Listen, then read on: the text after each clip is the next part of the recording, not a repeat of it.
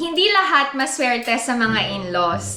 Bago kayo magpakasal, please kilalanin niyo munang maigi yung mapapang-asawa nyo and yung pamilya ng mapapang-asawa nyo. Dumaan kayo dun sa stage na you get to know each other first.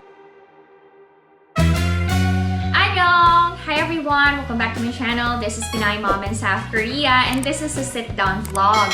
Alam niyo ba, ang daming nagtatanong sa akin, how did I win my Korean in-laws' hearts? Kasi maraming nakapansin na very close yung relationship ko kay Abuzi and kay Omoni. Despite the fact na Pinay ang kanilang daughter-in-law.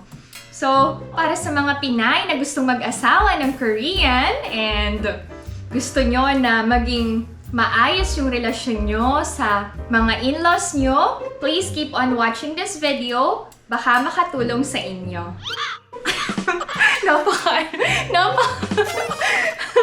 Parang pang MMK yung tono ko. Siyempre, dapat kita yung Christmas tree ko. Actually, gumawa na ako ng listahan para wala akong makalimutan. Nasaan na ba yung listahan ko? Ang title is, How Did I Win My Korean In-Laws' Hearts? Number 1, of course, ito yung pinaka-importante talaga in every relationship. I respect them. So, hindi dapat mawala yung respeto nyo sa mga in-laws nyo. So, yun yung ginawa ko sa mga biyanan ko. Lalong-lalo na nung bago ako dito sa Korea.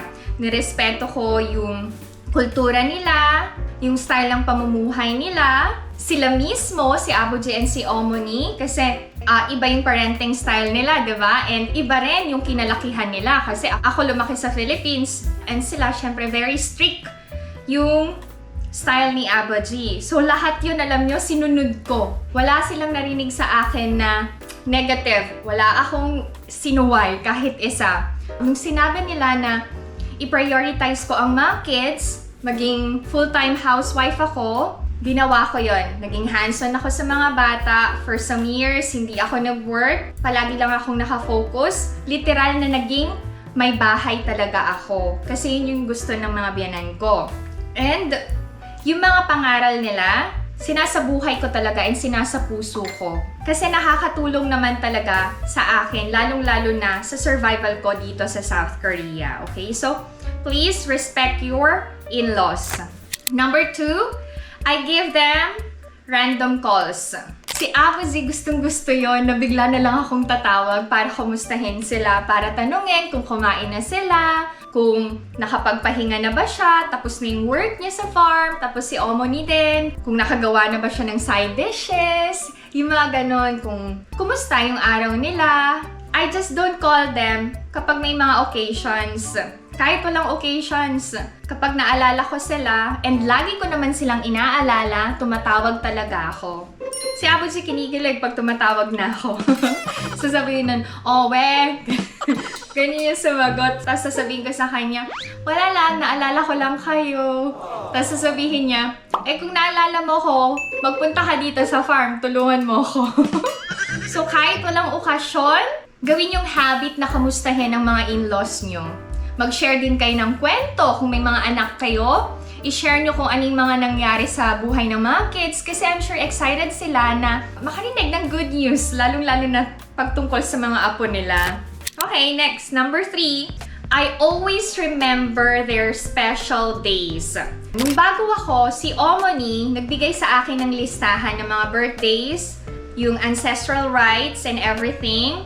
So, kinabisado ko yon para ako na mismo yung tatawag kay Omoni and magtatanong sa kanya kung kailangan niya ba ng tulong ko sa pagluluto, kung kailan kami pupunta, yaan. Hindi lang birthdays alam nyo, i-try nyo ding i-remember yung wedding anniversary ng mga biyanan nyo. I'm sure matutuwa sila. Okay, next. Number 4, I always prepare... Number 4, I prepare gifts for them.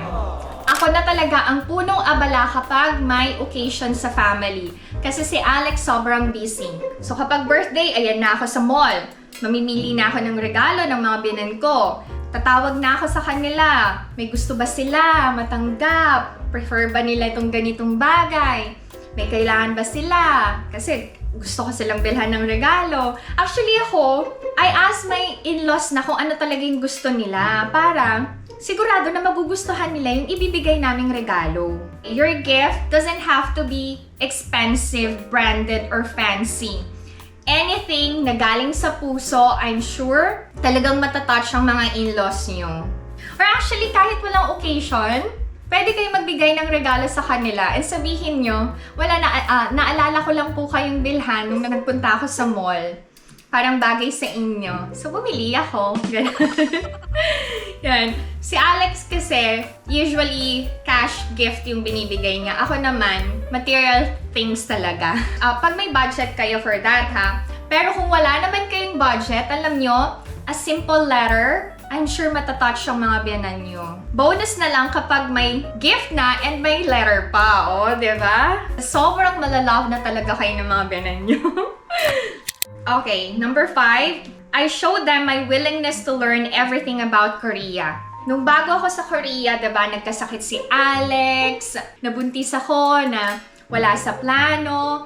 Pero alam nyo, sinabay ko yung pag-aaral ko ng Korean language, ng kultura nila, pagtanggap ng pagkain nila, and I did everything para matuto ako makipag-communicate sa mga biyanan ko. Kasi, di ba, communication is the key. How can you communicate with your Korean in-laws kung hindi kayo marunong mag-Korean? Syempre, hindi naman sila yung mag-a-adjust na mag-aral ng Filipino or ng English para sa atin. Tayo yung mag-a-adjust. So, that's what I did. Nung nasa ospital si Alex, makikita ng mga biyanan ko na nag-aaral talaga ako. Puro Korean books yung nasa bed ni Alex. Oh, diba? So, parang na-realize ni Abba niya, masipag to mag-aral tong daughter-in-law ko. Very good. Okay. Sa mga may biyanang babae, magugustuhan talaga to ng Korean mother-in-law nyo. Kasi gusto to ni Aumani na ginagawa ko. I always stand beside her whenever she's in the kitchen. Yes. Kasi yan yung sinabi sa akin ni Abu G. Kapag nasa kitchen si Aumani and gumagawa siya ng kung ano-ano, nagluluto siya, nagmi-making siya, mag-observe ka lang, pag-aralan mo, tumabi ka sa kanya, you ask kung kailangan niya ng tulong. So that's what I always do kapag nasa farm kami. Mapapansin niyo yan sa mga videos ko. Assistant ako ni Aumani. Nagtatanong din ako sa kanya kung paano pasarapin ang isang Korean dish, yung mga recipes niya, tinatanong ko sa kanya. Pero alam niyo ba, madalas na siya yung gumawa. Nag-uuwi na lang talaga kami ng pagkain from the farm. So, sobrang blessed ako to have Aumani. You keep on asking, you show your interest na matuto din sa kusina kapag kasama nyo yung mga biyanan nyong babae. Okay, next, ito. Number 7, I help Abu G at the farm. So, hindi lang si Aumani yung tinutulungan ko, si Abu G din. Kasi, di ba, magkaiba sila ng ginagawa sa farm eh. Si Aumani, it's more on sa kitchen siya eh. Si Abu G, more on sa farm talaga. Whenever we visit the farm, gusto niya din na nakakasama kanya kaming magtrabaho sa kanyang lupain. Kahit maliit na bagay yan, gustong-gusto ni Abu G na tumutulong kami sa farm. And nung bago ako dito sa Korea, since I grew up in the city, wala talaga akong idea sa farming. Tinuruan ako ni Abu G and I remember, ito talaga yung hindi ko makakalimutan. Pagdating ko sa Korea kasi, December, si Alex sobrang busy siya sa trabaho niya. So, ayaw niya na maiwan ako mag-isa sa bahay namin. Ang ginawa niya, pinatira niya ako sa bahay ng mga biyanan ko for a week. So, syempre, di ba? Grabe yung pressure and stress sa akin. Yung 1 week na yun, parang taon na sa akin. Kasi I couldn't speak Korean. I didn't know how to communicate with my in-laws. Ano kami, more on gesture, action, ganyan. Tapos, there was a time na si Abu G nakahuli ng wild deer sa kanyang lupain. Tapos ang ginawa niya, kinatay niya. So bigla niya akong tinawag. Baba daw ako. Nagulat ako. Wow! Merong wild deer. Tapos alam niyo ba, pinapahiwa niya sa akin. Tapos para akong mahihimatay. Sabi ko sa biyanan ko. Gumagano. Kasi syempre hindi ko naman alam paano sabihin yung ayoko. Sabi ko, Abu G. tawas-tawa sa akin ng tawa si Aboji.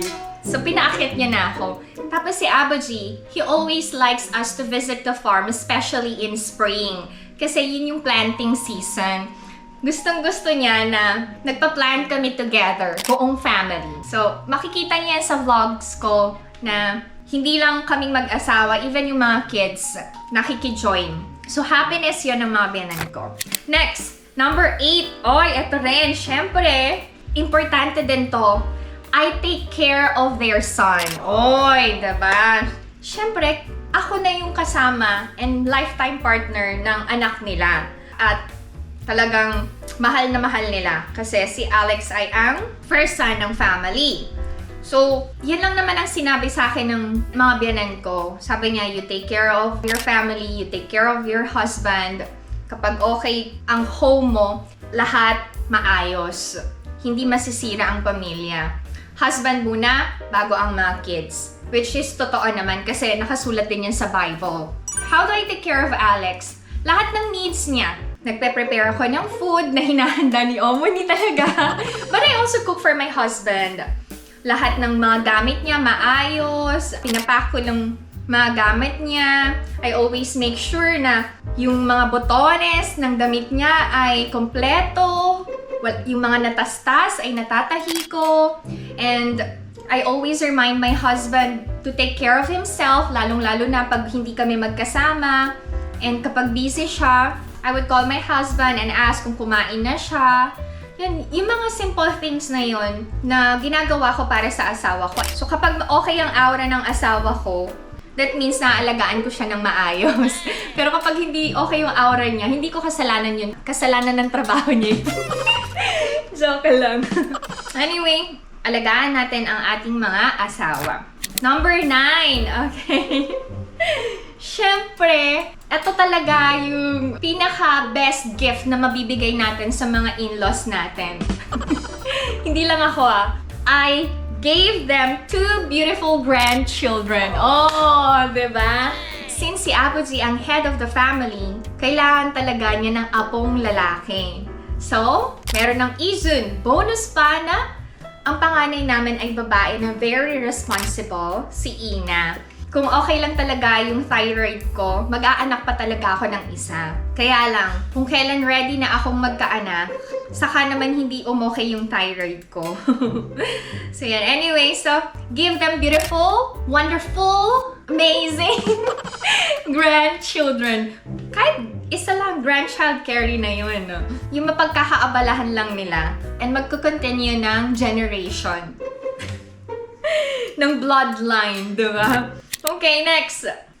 Lastly, number 10, I always put smiles on their faces. So parang ako yung sunshine ng family. Kasi masaya sila palagi kapag magkakasama kami, pag nagbabanding-banding kami. Si Aboji, pag sobrang saya niya, hindi na makita yung mata niya, nakaganon na siya. Kasi Omoni, ang tawa niya, ha ha ha ha ha. Ganun si Omoni tumawa. Si Aboji, alam niya pag tumawa, ganun siya. Yung nakanganga.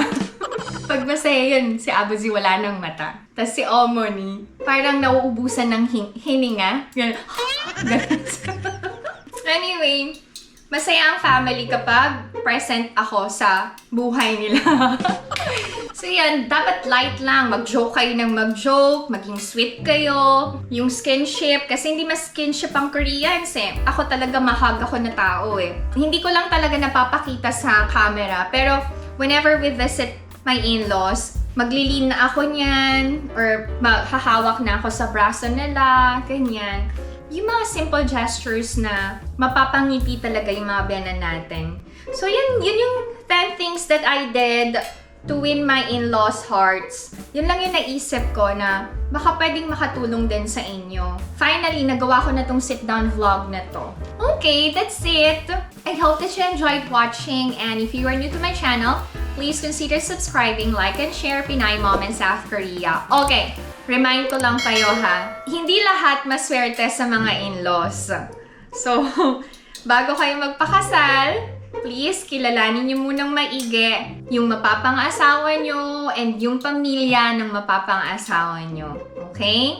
Hindi porket upa na, go na kayo to get married, hindi ganon. Kilalanin maigi. Dumaan kayo dun sa stage na you get to know each other first, yung family. I know hindi yung pamilya yung makakasama mo, pero hindi mo alam, 'di ba? Yung magiging life mo dito sa Korea pagdating mo. Pwedeng makasama mo sa isang bahay ang biyanan mo.